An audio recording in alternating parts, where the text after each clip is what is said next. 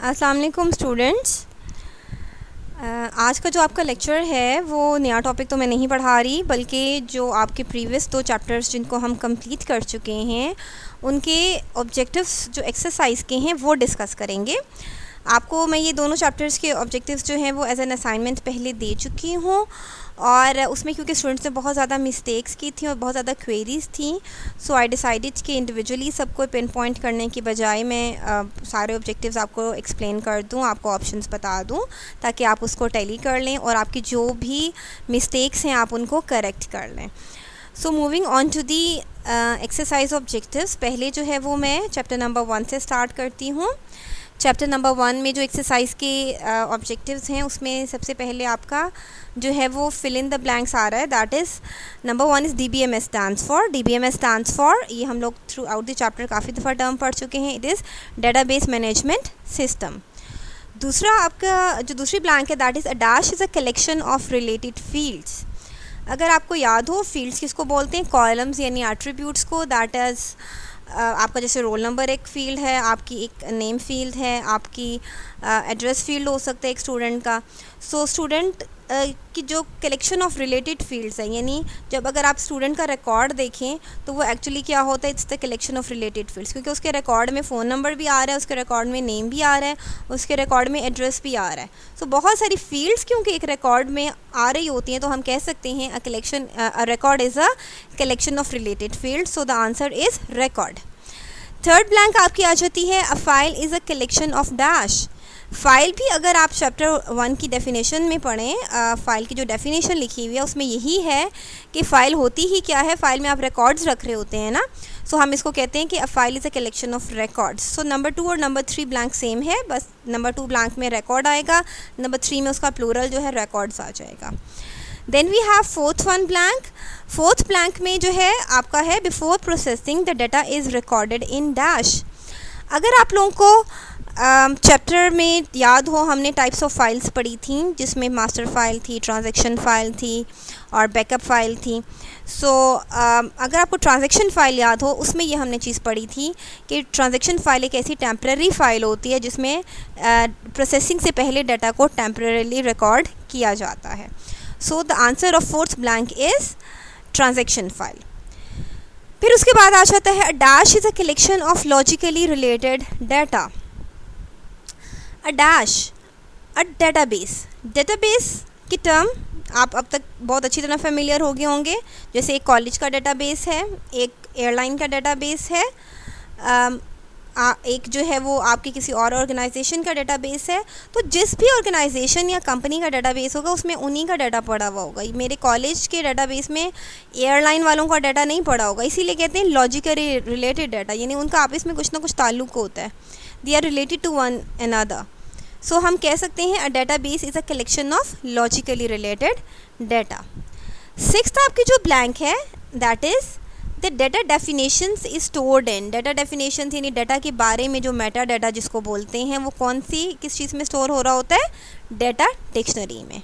सो sixth जो option है, sixth जो ब्लैंक है, उसका आंसर क्या है? It's data dictionary. Seventh is SQL stands for. SQL क्या है? इट्स अ क्वेरी लैंग्वेज जो कि DBMS में यूज़ होती है for retrieving and updating the data in the database। और SQL stands for क्या होता है? Structured Query Language। कुछ गर्ल्स ने इसको सीक्वेंशियल किया हुआ है, कुछ ने इसको जो है वो आपकी सीरियल या कोई और वर्ड यूज़ किया हुआ है, but actual word is structured query language. Eighth जो आपकी ब्लैंक है that is hierarchical data model has the general shape of dash. Hierarchical data model आपको याद होगा वो जो ट्री लाइक स्ट्रक्चर होता है, जैसे इन्वर्टेड ट्री होता है, जैसे ट्री को उल्टा कर दिया, रूट ऊपर है, नीचे नोड्स हैं उसके। ये एक किसी ऑर्गेनाइजेशन, किसी कंपनी का जो चार्ट होता है ना, जैसे सबसे ऊपर CEO होता है, उसके नीचे जो हैं वो उसके मैनेजर्स होते हैं, फिर मैनेजर्स के नीचे एम्प्लॉयज़ होते हैं। तो जैसे एक ऑर्गेनाइजेशन का चार्ट होता है ना, इसी तरह की शक्ल होती है हायरार्किकल डाटा मॉडल की। तो इस ब्लैंक में दोनों ही चीज़ें आ सकती हैं, हम इसको इन्वर्टेड ट्री भी कह सकते हैं और ऑर्गेनाइजेशनल चार्ट भी कह सकते हैं। नाइन्थ आपकी ऑप्शन है data is a collection of. Data की डेफिनेशन भी आप कहीं दफ़ा स्टडी कर चुके हैं। It's a collection of facts, figures and statistics. 10th blank है प्रोसेस्ड डाटा। जी, डाटा पे जब प्रोसेसिंग हो जाती है, यानी जब आउटपुट मिलती है हमें, तो उसको हम क्या बोलते हैं? It's the information. So processed data is called information. उसके बाद आप लोगों के MCQs आ जाते हैं।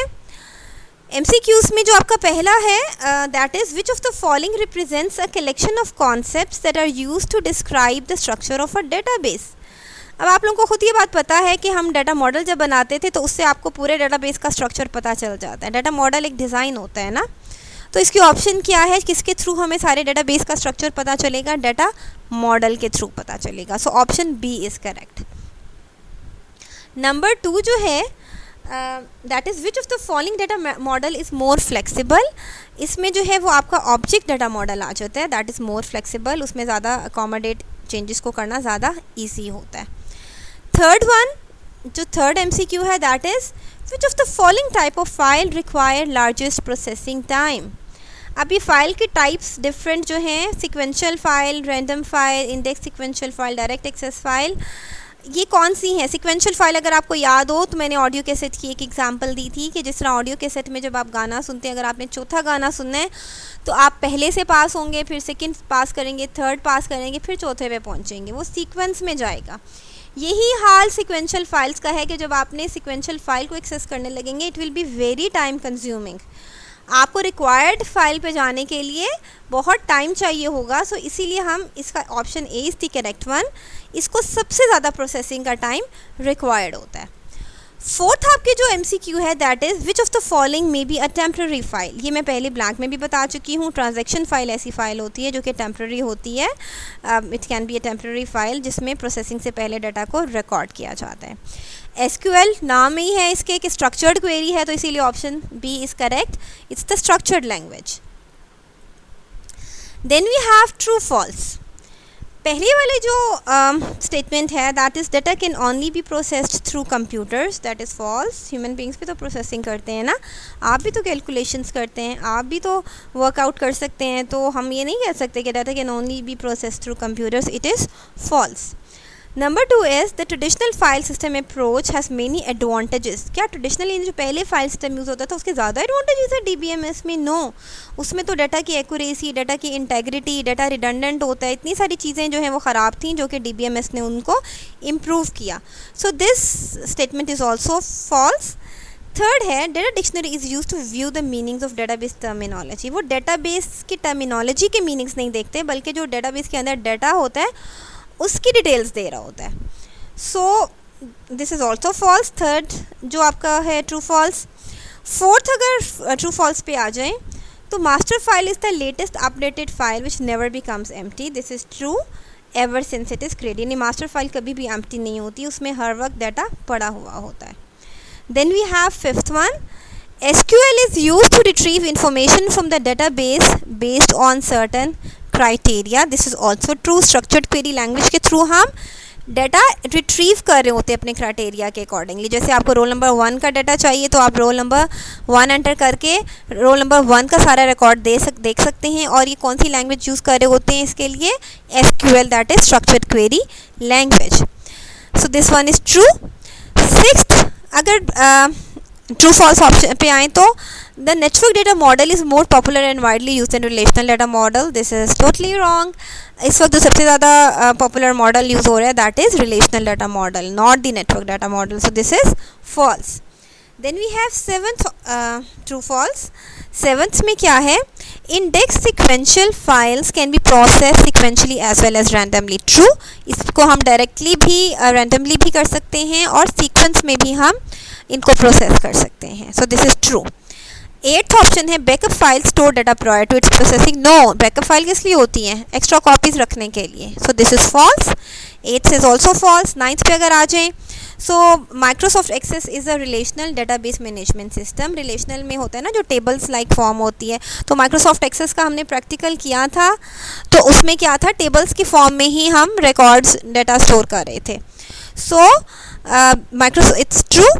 और last one is report generator is used to produce a printed document from the database. It's wrong.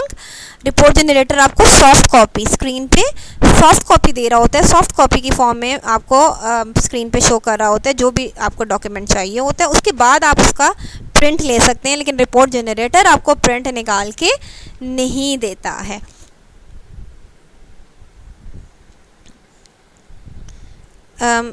Okay, sorry, I was a bit confused. A report generator is used to produce a printed document from the database.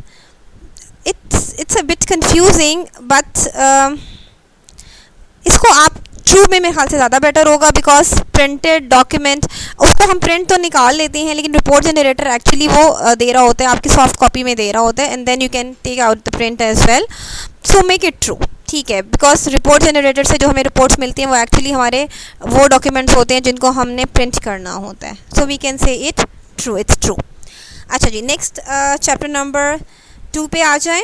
Chapter number 2 के जो हैं आपके हम उस पे आते हैं MCQs पे. Let me open it. Chapter number 2.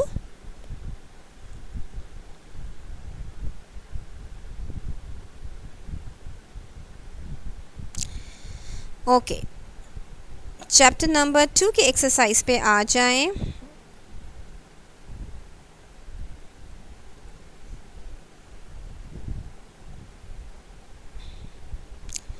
Starting with the blanks. A dash is a two-dimensional array containing descriptive information about an entity. Entity अगर आपको याद हो, एंटिटी का हम टेबल बनाते होते हैं. एंटिटी हर वो चीज़ है ऑर्गेनाइजेशन में जिसके बारे में रिकॉर्ड मेंटेन किया जाता है. So a dash is a two dimensional array containing descriptive information about an entity. A table, उसका टेबल बनाया जाता है और टेबल टू डायमेंशनल होता है, उसमें रोज भी होते हैं और कॉलम्स भी होते हैं. तो answer is the table. Number 2 is a dash is anything about which the information is kept in the database. ये मैंने अभी आपको बता दिया है. Entity is anything which about which the information is kept in the database. Number 3, in a table the order of rows and columns is. ये आपकी properties of relation में हमने पढ़ा था कि रोज और कॉलम्स का जो ऑर्डर होता है वो इनसिग्निफिकेंट, अनइम्पॉर्टेंट होता है. ठीक है, so the answer is insignificant. Fourth आपकी ब्लैंक है. इन अ रिलेशन द एट्रीब्यूट और a combination of attributes that uniquely identifies the record. It's a very simple blank. इसको हम प्राइमरी की कहते हैं. प्राइमरी की के थ्रू ही हम यूनिक रिकॉर्ड्स को रिट्रीव कर सकते हैं. सो फोर्थ जो आपकी ब्लैंक है इसका आंसर है प्राइमरी की. फिफ्थ है a dash describes the characteristics of an entity. Entity के कैरेक्टरिस्टिक्स क्या होते हैं? एट्रीब्यूट्स. क्या होते हैं? एट्रीब्यूट ही होते हैं ना, जो फील्ड आप कॉलम बनाते हैं, यानी एट्रीब्यूट्स कहते हैं हम basically. So an an attribute describes the characteristics of an entity. Sixth आपकी आ जाती है. A dash is an attribute in a table whose values must match a primary key in another table. इसका जो आपका आंसर है that is foreign key. A foreign key जो है उसका is an attribute in a table जिसकी values primary key से match होना ज़रूरी है. Then we have seventh one. A dash is responsible for the design, implementation, operation, management and maintenance of the database. So this is a DBA, database administrator. उसकी ये सारी responsibilities होती हैं. Eighth one blank क्या है? A dash consists of 2 or more attributes. अगर आपको याद हो, एक या एक से ज़्यादा को जब कंबाइन करके हम बात करते थे जिनसे हम रिट्रीव कर सकते थे यूनिक रिकॉर्ड्स को, तो उसको हम क्या बोलते हैं? It's a composite key. Then we have 9. A dash is the dynamic result of one or more relational operations on the base relations to produce another relation. यानी बेस रिलेशन जो actual exist कर रहा होता है relation या table, उससे जब हम एक और टेबल बनाते हैं जो वर्चुअल टेबल कहलाता है, it's a view. So ninth में क्या आ जाएगा? व्यू आ जाएगा. The dash refers to raw facts and figures. This is data. The data refers to raw facts and figures. आपके अब MCQs पे अगर आ जाएं तो insert command is use to insert. Insert command किस लिए यूज़ होती है? It is use to insert a new record. So हम इसका आंसर आ जाएगा B option. Insert command is use to insert a new record. ये SQL की एक कमांड है. क्रिएट नंबर 2 जो है that is create command SQL में किस लिए यूज़ होती है? It is use to create a table. A option is correct. Create command के थ्रू हम टेबल जो है किसी भी DBMS में क्रिएट कर सकते हैं। Then we have third one, SQL is used for data definition, यानी सिर्फ टेबल्स बनाने के लिए यूज़ होती है, या डाटा मैनिपुलेशन या डाटा पे कुछ काम करने के लिए भी यूज़ होती है। डाटा को मैनिपुलेट करना है, कोई अपडेशंस करनी है, कोई चेंजेस करनी है, या सर्चिंग के लिए यूज़ हो रही है। या number C data definition and manipulation है, तो ये इसमें है SQL is use for data definition and manipulation, यानी option C is correct. Fourth one पे अगर आ जाए हम, the foreign key is found in जी, जिसमें प्राइमरी की होती है वो आपका पेरेंट टेबल होता है, या उसको इंडिपेंडेंट टेबल भी कहते हैं, और जिसमें फॉरेन की होती है उसको आप चाइल्ड टेबल या डिपेंडेंट टेबल कहते हैं। सो फोर्थ वाले MCQ का आंसर जो है वो बी ऑप्शन है, that is dependent table. Fifth पे आ जाए, अ टेबल मस्ट हैव, यानी हर टेबल में क्या चीज़ होना मस्ट है? उसकी प्राइमरी की होना मस्ट है, वरना हम उसमें से रिकॉर्ड्स को यूनिकली आइडेंटिफाई नहीं कर सकेंगे। So option A is correct. Last हम लोग आ जाते हैं ट्रू फॉल्स पे।